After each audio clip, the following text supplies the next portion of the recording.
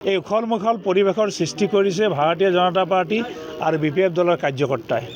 আৰু এই শক্তি আপোনালোকে নিশ্চয় সন্মুখত দেখা পাইছে।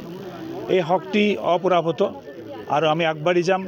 আৰু ভাৰতীয় জনতা পাৰ্টিৰ মনোনীত প্ৰাৰ্থী হিচাপে মোক প্ৰক্ষেপ কৰাৰ বাবে মই ভাৰতবৰ্ষৰ স্বনামধন্য প্ৰধানমন্ত্ৰী নৰেন্দ্ৰ মোদীদেৱ, অসমৰ সৰ্বকালৰ সৰ্বশ্ৰেষ্ঠ মুখ্যমন্ত্ৰী হিমন্ত বিশ্ব শৰ্মাদেৱ, আমাৰ দলৰ সন্মানীয় সভাপতি শ্ৰদ্ধাৰ দিলীপ শইকীয়াদেৱলৈ আন্তৰিক কৃতজ্ঞতা জ্ঞাপন কৰিছোঁ। লগতে কৃতজ্ঞতা জ্ঞাপন কৰিছোঁ মই ওদালগুৰি জিলাৰ আমাৰ সন্মানীয় সভাপতি অজয় কুমাৰ হাজৰিকা সমন্বিতে সমূহ কাৰ্যকৰ্তাকে মোৰ তৰফৰ আন্তৰিক কৃতজ্ঞতা জ্ঞাপন কৰিছোঁ।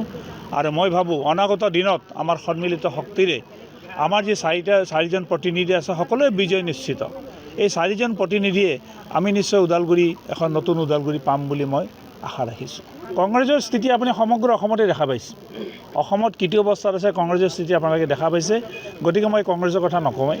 UPPL দল আছে। UPPL এটা আঞ্চলিক ৰাজনৈতিক দল, তেখেতসকলৰ নিজৰ স্থিতি আছে, নিজৰ এটা আৱেগ আছে। কিন্তু আমি যিটো সন্মিলিত শক্তি হিচাপে আগবাঢ়িছোঁ তাৰ ওচৰত UPPL দলৰ শক্তি হয়তো নিষ্প্ৰভ হৈ থাকোঁ। আপোনাৰ বিজয় নিশ্চিত? বিজয় নিশ্চিত, আমাৰ বিজয় নিশ্চিত। মোৰ বুলি নহয়, দলৰ NDA দল BJP দল নিশ্চিত।